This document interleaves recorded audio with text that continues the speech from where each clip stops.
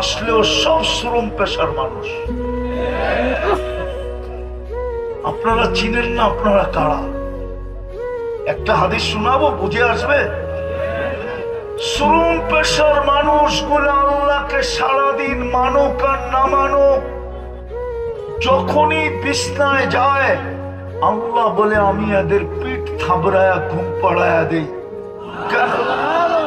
কেননা ঘুম যদি না হইলো তো ক্লান্তি দূর হবে না, ক্লান্তি যদি দূর না হইলো কালকে কাজে যাওয়া হবে না, আর কালকে যদি কাজে দেওয়া না হইলো তোর ঘরে চুলা চলবে না। এই মজমার একজনও মনে হয় ট্যাবলেট খায়া ঘুমায় না।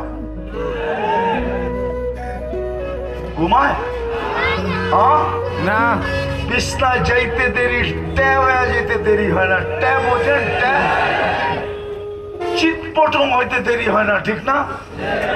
কতজনের নাকের ডাকে তো বউ ঘুমাইতে পারে না।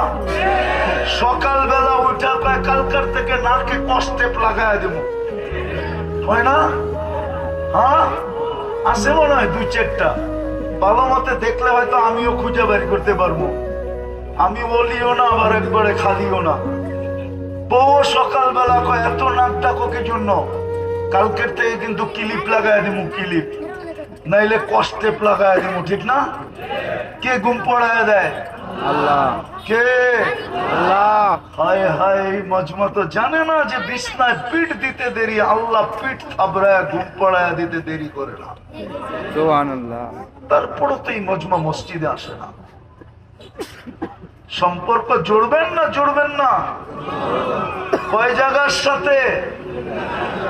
মসজিদ, মাদ্রাসা, হক্কানি আলেম ওলামা আল্লাহওয়ালা।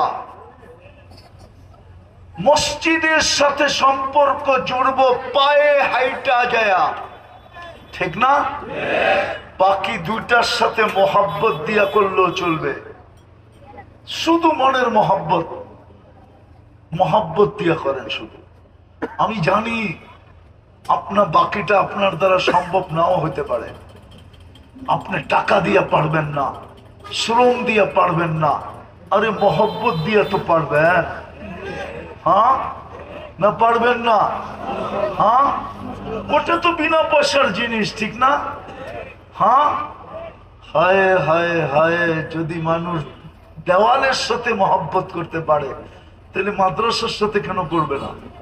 আলেম ওলামার সাথে কেন করবে না? করবো তো ইনশাআল্লাহ। আজকের থেকে নামাজ ছাড়বো না ইনশাআল্লাহ।